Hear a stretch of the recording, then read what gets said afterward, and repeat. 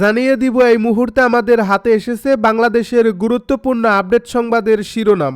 শুরুতেই থাকছে সাবেক সেনা কর্মকর্তার কাছে তারেক রহমানের দুঃখ প্রকাশ। এবারে থাকছে কোথায় ভিড়ছে দুই ছাত্র উপদেষ্টার তরি, এ নিয়ে থাকবে বিস্তারিত প্রতিবেদন। আরও জানাবো, আসেনি এয়ার অ্যাম্বুলেন্স, বেগম খালেদা জিয়ার শারীরিক অবস্থা অপরিবর্তিত। এবারে থাকছে আজই পদত্যাগ করতে পারেন দুই ছাত্র উপদেষ্টা। সব শেষে জানিয়ে দিব নির্বাচন পেছানোর ষড়যন্ত্র হচ্ছে বলে মন্তব্য ফয়জুল করিমের। এতক্ষণ শুনছিলেন হাতে থাকা আপডেট সংবাদের শিরোনাম, এবারে বিস্তারিত। তবে তার আগে অনুরোধ রইল ভিডিওটিতে একটি লাইক এবং কমেন্ট করে জানিয়ে দিন ভিডিও সম্পর্কে আপনার মূল্যবান মতামত। আরও জানিয়ে দিন ভিডিওটি কোথা থেকে দেখছেন বা কোন জেলা থেকে দেখছেন। সাবেক সেনা কর্মকর্তার কাছে তারেক রহমানের দুঃখ প্রকাশ। সাবেক সেনা কর্মকর্তার কাছে দুঃখ প্রকাশ করেছেন বিএনপির ভারপ্রাপ্ত চেয়ারম্যান তারেক রহমান। মঙ্গলবার রাতে রাজধানীর গুলশানের বিএনপি চেয়ারপারসনের রাজনৈতিক কার্যালয়ে অনুষ্ঠিত সাবেক সেনা কর্মকর্তাদের সঙ্গে মত বিনিময়কালে মেজর জেনারেল ফাতেমি রুমির কাছে দুঃখ প্রকাশ করেন তিনি। সভায় সভাপতিত্ব করেন বিএনপি মহাসচিব মির্জা ফখরুল ইসলাম আলমগীর এবং অনুষ্ঠান পরিচালনা করেন মেজর জেনারেল ফজলে এলাহি আকবর। সভায় অংশ নেন 101 জন সেনা, নৌ ও বিমান বাহিনীর অবসরপ্রাপ্ত কর্মকর্তা। তারেক রহমান বলেন, আমার সময়ে আপনি ডিজিএসএসএফ ছিলেন রুমি সাহেব। একটি মিছিলে আমি আপনার সঙ্গে কিছু ভুল বোঝাবুঝি করেছিলাম, সেই ঘটনার জন্য আমি আন্তরিকভাবে দুঃখিত। তিনি জানান, বহুদিন তিনি সুযোগ খুঁজছিলেন রুমি সাহেবের সঙ্গে দেখা করার জন্য, আজ তা সম্ভব হয়েছে। তিনি তার মা বেগম খালেদা জিয়ার প্রসঙ্গও উল্লেখ করে বলেন, আম্মা অসুস্থ ছিলেন, তবুও সশস্ত্র বাহিনী দিবসের সংবর্ধনা অনুষ্ঠানে যান। অসুস্থতার পরও তার মানসিক শক্তি পুরোপুরি বজায় ছিল। এই ঘটনার মাধ্যমে বোঝা যায় জিয়া পরিবার এবং সামরিক বাহিনীর সম্পর্ক কেমন। কোথায় ভিড়ছে দুই ছাত্র উপদেষ্টার তরি, আজ বা কালের মধ্যেই পদত্যাগ আসিফ মাহমুদের, করবেন নির্বাচন। সবকিছু ঠিকঠাক থাকলে ত্রয়োদশ জাতীয় সংসদ নির্বাচন এবং গণভোটের তফসিল আজ বুধবার কিংবা আগামীকাল বৃহস্পতিবার ঘোষণা হতে পারে। তফসিল ঘোষণার এই সময়সীমার মধ্যেই অন্তর্বর্তী সরকারের ছাত্র প্রতিনিধি হিসেবে থাকা দুই উপদেষ্টার বহুল আলোচিত পদত্যাগ ইস্যুতেও চূড়ান্ত সিদ্ধান্ত আসার আলোচনা রয়েছে আগে থেকেই।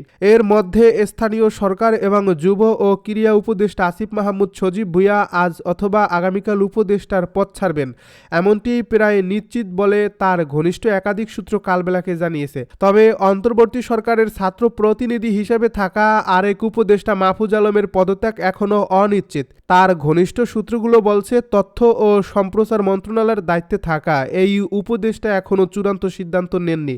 পদত্যাগের বদলে উপদেষ্টা পরিষদে থাকার বিষয়টিও বিবেচনায় রাখছেন তিনি। সব মিলিয়ে ত্রয়োদশ সংসদ নির্বাচনের তফসিল ঘোষণার সময় ঘনিয়ে আসার সঙ্গে সঙ্গে নির্বাচনকালীন বা নির্বাচন পরবর্তী সময়ে এই দুই ছাত্র উপদেষ্টার পরবর্তী গন্তব্য কোথায় হচ্ছে তা নিয়ে দেশের রাজনীতির ময়দানে কৌতূহলের পারদ আরও চড়েছে।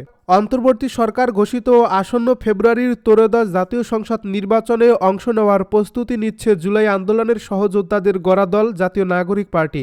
এ দলটিতেই যোগ দিতে পারেন দুই ছাত্র উপদেষ্টা, এমন আলোচনা এরই মধ্যে বেশ জোরালো হয়েছে। এনসিপির অভ্যন্তরীণ পর্যায়েও এ নিয়ে আলোচনায় অগ্রগতি হয়েছে বলে জানা গেছে, তবে এখনও কোনো সিদ্ধান্ত চূড়ান্ত হয়নি। এনসিপির সঙ্গে তাদের কিছু টানাপোড়েনও রয়েছে। শেষ পর্যন্ত সমঝোতা না হলে এই দুই উপদেষ্টা অন্য কোনো রাজনৈতিক গন্তব্যের দিকেও নজর দিতে পারেন। এনসিপির নির্ভরযোগ্য একটি সূত্র বলছে, সম্প্রতি তথ্য উপদেষ্টা মাহফুজ আলমের বাসায় আসিফ মাহমুদ সহ এনসিপির শীর্ষ নেতারা একটি গুরুত্বপূর্ণ বৈঠকে অংশ নেন। সেখানে তাদের মধ্যে টানাপোড়েন, আগামী নির্বাচন, পদত্যাগ, দলে যুক্ত হলে পদ পদবি কী হবে তা সহ নানা বিষয়ে আলোচনা হয়। সূত্রটি জানায়, আসিফ ও মাহফুজ দুজনই দলের শীর্ষস্থানীয় গুরুত্বপূর্ণ পদ চান। এনসিপির পক্ষ থেকেও সেই আশ্বাস দেওয়া হয়েছে, তাদের জন্য সম্মানজনক কোনো পদ সৃষ্টি করা হতে পারে, এমন তথ্য পাওয়া গেছে। আসেনি এয়ার অ্যাম্বুলেন্স, বেগম খালেদা জিয়ার শারীরিক অবস্থা অপরিবর্তিত। বিএনপি চেয়ারপারসন ও সাবেক প্রধানমন্ত্রী বেগম খালেদা জিয়ার শারীরিক অবস্থা অপরিবর্তিত আছে, তবে ধীর গতিতে কিছুটা উন্নতিও হচ্ছে। চিকিৎসকরা বলছেন, বেগম খালেদা জিয়ার বয়স প্রায় 80 বছর। দ্রুত সেরে না ওঠার পেছনে বয়স একটি বড় ফ্যাক্টর। এছাড়া এ বয়সে বিভিন্ন রোগে আক্রান্ত তিনি। কারাগারে যাওয়ার পর থেকে সময়মতো সঠিক চিকিৎসা পাননি। বেগম খালেদা জিয়ার নতুন করে শারীরিক অবস্থার অবনতি হচ্ছে না জানিয়ে তারা বলছেন এটাই চিকিৎসকদের কাছে স্বস্তির বিষয়। গতকাল মঙ্গলবার সন্ধ্যায় বেগম খালেদা জিয়ার চিকিৎসায় গঠিত মেডিকেল বোর্ডের এক চিকিৎসক বলেন, ম্যাডামের স্বাস্থ্যের উন্নতি কাঙ্ক্ষিত পর্যায়ে বলা যাবে না। বয়সজনিত কারণটাও অনেক বড় করে দেখা হচ্ছে। এই বয়সে সব চিকিৎসা একসঙ্গে করতে গেলেও উচ্চ ঝুঁকি থেকে যায়। এই দফায় ম্যাডামের চেস্ট ইনফেকশনটা বড় ভুগিয়েছে। এটা থেকে সেরে উঠতেই ওনার অনেক ধকল যাচ্ছে। ওই চিকিৎসক আরও বলেন, ইতিবাচক বিষয় হলো বেগম খালেদা জিয়ার নতুন করে শারীরিক অবস্থার অবনতি হচ্ছে না। উন্নত চিকিৎসায় তাকে শিগগির দেশের বাইরে নেওয়ার পরিকল্পনা নেই মেডিকেল বোর্ডের। এভারকেয়ার হাসপাতালে পৃথিবীর সেরা চিকিৎসা দেওয়া হচ্ছে। বিদেশের হাসপাতালে চাইলেই তৎক্ষণাৎ পরীক্ষা নিরীক্ষা করা সম্ভব হয় না, চাইলেই যথাসময়ে পরীক্ষার রিপোর্ট পাওয়া যায় না। এগুলো সময় সাপেক্ষ ব্যাপার। আজকে পদত্যাগ করতে পারেন 2 ছাত্র উপদেষ্টা। নির্বাচন সামনে রেখে তফসিল ঘোষণার আগেই পদত্যাগ করতে পারেন 2 ছাত্র উপদেষ্টা মাহফুজ আলম ও আসিফ মাহমুদ সজীব ভূঁইয়া।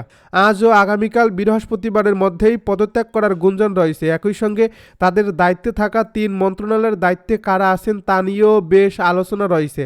সরকারের একাধিক সূত্র বলেছে 2 উপদেষ্টা আসিফ মাহমুদ ও মাহফুজ আলম পদত্যাগের প্রস্তুতি নিচ্ছেন। আজই তারা সেই ঘোষণা দিতে পারেন। সমসাময়িক বিষয়ে কথা বলতে আজ বুধবার বিকেল 3টায় সচিবালয়ে জরুরি সংবাদ সম্মেলন ডেকেছেন উপদেষ্টা আসিফ মাহমুদ সজীব ভূঁইয়া। এ সংবাদ সম্মেলনেই তিনি তার পদত্যাগ ও নির্বাচনে অংশ নেওয়ার ঘোষণা দিতে পারেন বলে আভাস পাওয়া গেছে। তবে মাহফুজ আলম আজই ঘোষণা দেবেন কিনা তা নিশ্চিত নয়। তারা মোট 3টি মন্ত্রণালয়ের দায়িত্বে রয়েছেন। মাহফুজ আলম তথ্য ও সম্প্রচার মন্ত্রণালয়, আসিফ মাহমুদ স্থানীয় সরকার, পল্লী উন্নয়ন ও সমবায় মন্ত্রণালয় এবং যুব ও ক্রীড়া মন্ত্রণালয়ের উপদেষ্টার দায়িত্বে রয়েছেন। তারা উপদেষ্টা পরিষদ থেকে সরে গেলে এসব মন্ত্রণালয়ের দায়িত্ব পালনে নতুন কাউকে নিয়োগ দেওয়া হবে নাকি পুরনো উপদেষ্টাদের মধ্যে এসব মন্ত্রণালয়ের দায়িত্ব বণ্টন করা হবে, এ বিষয়ে সরকারের মহলে নানা আলোচনা চলছে। তবে সরকারের বিভিন্ন সূত্রগুলো জানিয়েছে শেষ মুহূর্তে এসে নতুন উপদেষ্টা নিয়োগের সম্ভাবনা কম। মূলত পুরনো উপদেষ্টাদের মধ্যেই এই মন্ত্রণালয়গুলো বণ্টন করা হতে পারে। আলোচনা রয়েছে স্থানীয় সরকার, পল্লী উন্নয়ন, সমবায় মন্ত্রণালয়ের উপদেষ্টার দায়িত্ব পেতে পারেন ব্রিগেডিয়ার জেনারেল অবসরপ্রাপ্ত ডক্টর এম সাখাওয়াত হোসেন। তিনি বর্তমানে নৌ পরিবহন মন্ত্রণালয় এবং শ্রম ও কর্মসংস্থান মন্ত্রণালয়ের উপদেষ্টার দায়িত্বে রয়েছেন। অতিরিক্ত হিসাবে উপদেষ্টা আদিলুর রহমান খানও স্থানীয় সরকার মন্ত্রণালয়ের দায়িত্ব পেতে পারেন।